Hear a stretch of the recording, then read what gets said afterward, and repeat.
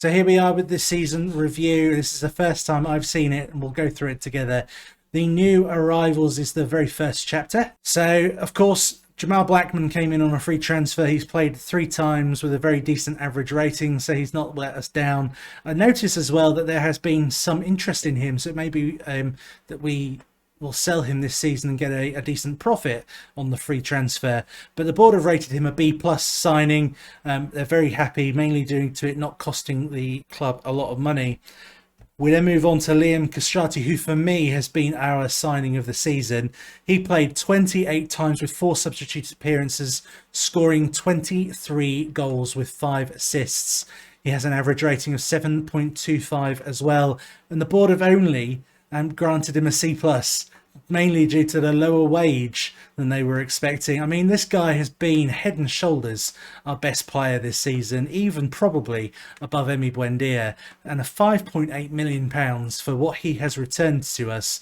And he scored the winning goal in the FA Cup final as well. A C+ to me is incredibly harsh. And then we have Adam Armstrong. He came in to form at the last stages of the season and ended with 11 goals. That's behind Timu Puki as the top scorer, but no doubt in my mind he will go into next season as the first choice striker. Tim Ronning, an A he gets from the board, and there's no surprise why.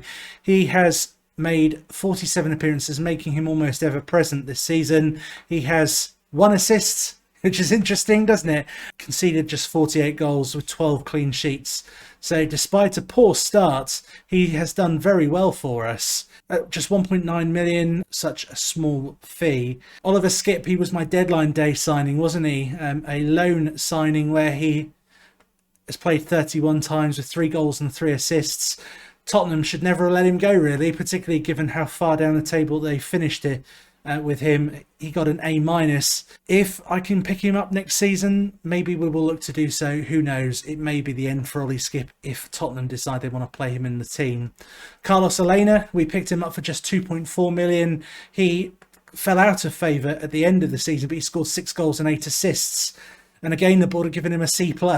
Wages are too high for his place in the squad. I think that's, again, rubbish. Frank Onyeka, he gets an A+ from the board. The board are very happy with this. He is on a lower wage than they would have expected for someone of his ability, and that's the reason for that. But he's cost me 9 million quid from FC Midtjylland. He's been a player who's been in and out of the team as well. He's perhaps not done as well as I would have hoped in terms of popping up with goals. But nonetheless, he has done okay, done pretty well in terms of the final stretch of the season where Carlos Elena was injured and he had to come in to replace him. So Onyeka, I think I wouldn't have given him an A+, I'd have probably given him a B. Aurel Mangala, he gets a D from the board. Transfer fee doesn't reflect a good deal for the club. I mean, I only paid 7 million for the guy, and he was somebody who I thought could build up. He played 13 times to start and 13 times from the bench. He got only 1 assist less than Onyeka and got 1 more goal. And that is despite the fact Onyeka got an A+ and Aurel Mangala cost 2 million less. Diego Quiros, he cost me 8.83 million from Famalicão, and he gets an A+. 4 goals, 1 assist, done very, very well. I think I'm certainly more pleased with him despite his lower, in fact that's a 6.86, isn't it? So I'm quite pleased with him. I'm not as pleased with Musa Nikati, who cost me £8 million, 800,000 less. Didn't start as many games, but I think didn't play quite as well for me as Quiros did. Baba Rahman, of course, he's moving on at the end of this season. He has not been, well, he didn't do enough for me to justify giving him another contract where he would have bumped up his wage demands as Chelsea wouldn't be paying his 3 contribution. So he moves off to Cagliari with another left back needed this summer. He did okay for me. I'm certainly not going to complain about his contribution. Baba Rahman leaves the club with our thanks and an FA Cup winners medal, of course. Ben Gibson, he was someone I was forced to sign for 8 million. I will probably be looking to move him on, given he only played 9 times to start and 3 times from the substitutes bench. I mean, Gorey, what do you say about Emin Guri? He's scored 12 goals, 3 assists. I mentioned last time we talked about him that I felt maybe I was being a bit harsh on him, but I did expect better. He's not been as good as I would have liked. However, he has still scored 12 goals and got 3 assists, so I can't really complain. He's done well enough for me to justify being a starting player next season. Marko Grujic as well, he has had a in and out contribution, I would describe. Basically not being a regular starter in the side, but still being somebody to feature fairly regularly for me. Again, I would be interested in keeping him next season. Again, it would be on loan though, rather than a permanent transfer. I don't think I would bring him back to the club for much more than 8 or 9 million. Oh dear, Lassina Traore. The board are pleased. They've given him a B. But actually, I think he has been a very poor signing. He has not done anywhere near what I would hoped he would do.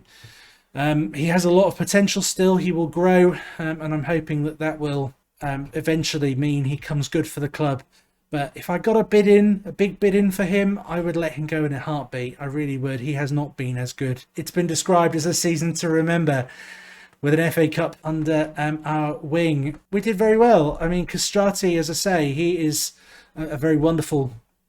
He's been a very wonderful player, and he ends up our top scorer in the FA Cup with 5 goals. Pukki, the Carabao Cup top scorer with 5 goals, and we reached the semi-final there. And in the Premier League, Strati is our Premier League top scorer as well. He must have just outscored Teemu Pukki, and the board expected us to finish mid-table, but we ended up finished 6th. They've given me an A+ for our season outcome. The board are delighted that the team qualified for the Europa League through their participation in the Premier League. However, at one stage they looked like qualifying for the Champions League, so we shouldn't get carried away. That little dig at the end from the board. Our biggest win, 6-0 against Crystal Palace. A match to remember, 4-2 against Leicester, with Guri scoring twice, Rahman once and Buendia once. And our goal of the season, an Emi Buendia goal against Tottenham to make it 4-3. If I remember rightly, this goal was pretty special actually. So let's have a watch. And then this was the Emi Buendia goal of the season. He runs 3/4 of the pitch and slots it in. So financially we have improved. Our reputation remains as it is. I'm sure that will be bumped for the start of next season. But all of our sponsorships have improved our position. We've sold a huge number of shirts, including at the top Emi Buendia for number 17. I expect Castrati will probably replace him for next season, given how many goals he's scored. And our top team, it seems this season, is the 4-1-2-1 or the 4-3-3 basically. Elena and Skip in the middle, Guri and Castrati the wide players, Teemu Pukki the player up front as the top player of the season. Accolades. I actually won the Premier League Manager of the Month for December and the Premier League Manager of the Year. So good year for me personally. But player awards, we've got a few. Fans Player of the Season, Buendia. Young Player of the Season, Castrati. Signing of the Season, Tim Ronning. Goal of the Season, Buendia. Top goal scorer, Castrati. Most assists, Buendia with 21 assists. I'll be interested to see where that features in the division as a whole. Most player of the match awards, Emi Buendia. Highest average rating, Emi Buendia. So even though I think Castrati was probably our player of the year for me, Buendia picks it up in terms of both statistics and the fans player of the season. Anything else? Highest transfer fee paid, 14.75 million for Lassina Traore. Marko Grujic, 10 yellow cards and 1 red card to make him the most ill-disciplined player of the team. Teemu Pukki still the oldest goal scorer for us with 32 years and 25 days. Quoted, or Anna Rowley of the Football Ramble quoted as saying, Norwich started better than anyone would have expected and rarely slipped up thereafter. And that's a fairly good way of explaining our season. We had a very good start. We perhaps dipped a little bit in the middle and perhaps picked it up towards the end. So having looked at the official season review, let's do a little review of our own. We'll start with, of course, the Premier League. Champions Manchester City, top by just 3 points to second place Chelsea. Manchester United pick up the pace and finish in third this season with 80 points. And Liverpool are the final recipient of a Champions League spot with 77 points in 4th. Arsenal join us in the Europa League, with Leicester coming in 7th to achieve the Europa Conference League spots. And you can see that between us in 6th and Leicester in 7th, there is a massive points difference. So it really is a top 6, including ourselves, with teams that perhaps should have been up there challenging teams like Everton, finishing in 55th, Everton finishing with 55 points in 10th place, and perhaps the shock of the season, Tottenham in 15th with just 39 points.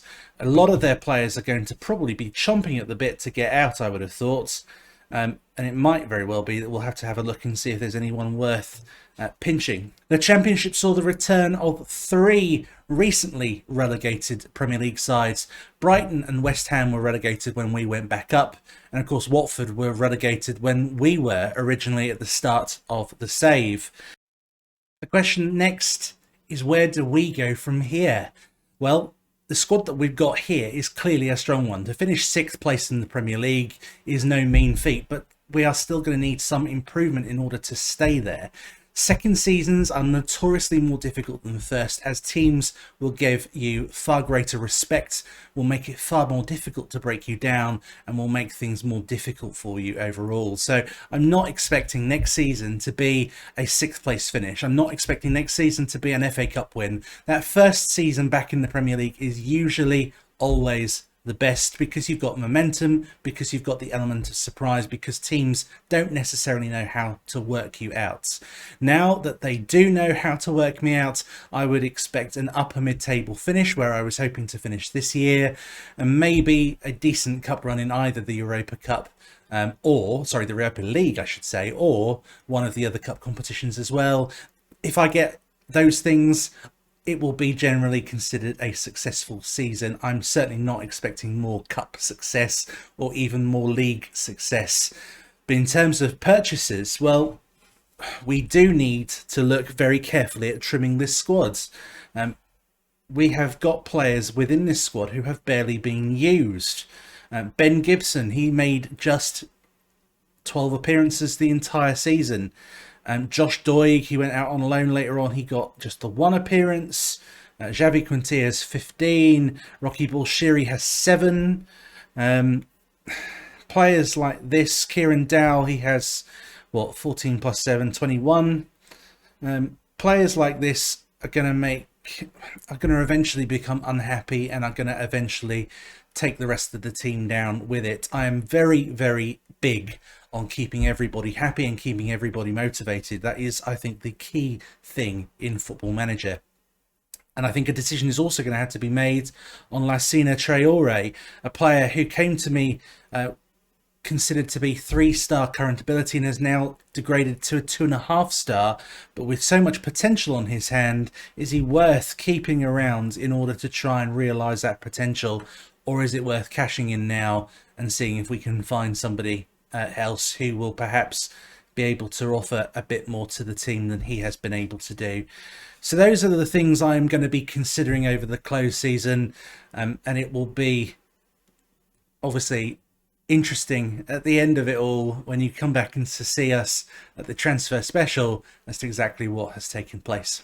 So all that's left is to thank you once again for your support with the Norwich save so far. We are at the end of season 2, but this is not the end of the save by any stretch of the imagination. We will be back very soon with more from season 3 and beyond. Of course, as per last season, we'll take a break from the Norwich save to do another experiment video on the next episodes, but then we will be straight back to it with a transfer special. And I can tell you, we have already made some transfers. Thank you very much for joining us. Please do, as I always say, like, subscribe, do all the usual YouTube stuff, blah, blah, blah, blah, blah, blah. I know it becomes repetitive, it becomes tiresome, but in terms of helping this channel get out there and grow a little bit, I would be very grateful, and I can only thank you for your support and assistance that you've provided so far. So as I say, thank you very much. Please do like, please do subscribe, please do share amongst all your friends,